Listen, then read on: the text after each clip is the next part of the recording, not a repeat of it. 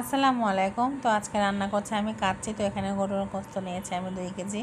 তো দিয়ে দিচ্ছি এখানে ফেটানো টক দই, জয়ফল বাটা, গুঁড়া মরিচ, দিয়ে দিচ্ছি লবণ, আর দিচ্ছি এখানে সয়া সস, আদা রসুন বাটার, এখানে সব ধরনের বাদাম বাটা ছিল, সাথে পোস্তও ছিল। দিয়ে দিচ্ছি কাচ্চি মশলা, এরপরে শাহি জিরা দিয়ে দিচ্ছি, দিয়ে ভালোভাবে এটাকে মাখিয়ে নিচ্ছি।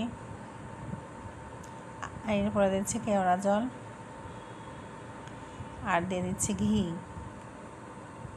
তো পেঁয়াজ বেরেস্তাও দিয়ে দিলাম, এর মধ্যে কিছু আলু ভেজে রেখেছিলাম সেটাও দিয়ে দিলাম। দিয়ে আমি সসপ্যানে ভালোভাবে মাংসটাকে বসিয়ে দিয়েছি। তো আবারও কিছু মশলা দিয়ে দিয়েছি আমি এখানে। তো এখানে দিচ্ছি কাঁচা মরিচ, এরপরে লেয়ার করে চাল দিয়ে দিচ্ছি আমি সেদ্ধ করে রেখেছিলাম।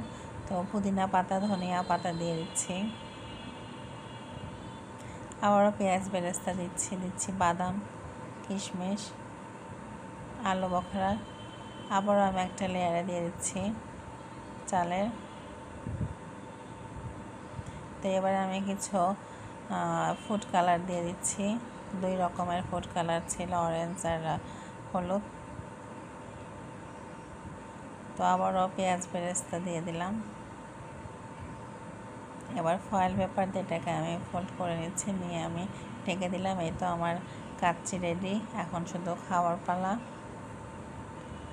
অনেক ঝরঝরা হয়েছে, মাংসটা অনেক সফট হয়েছিল।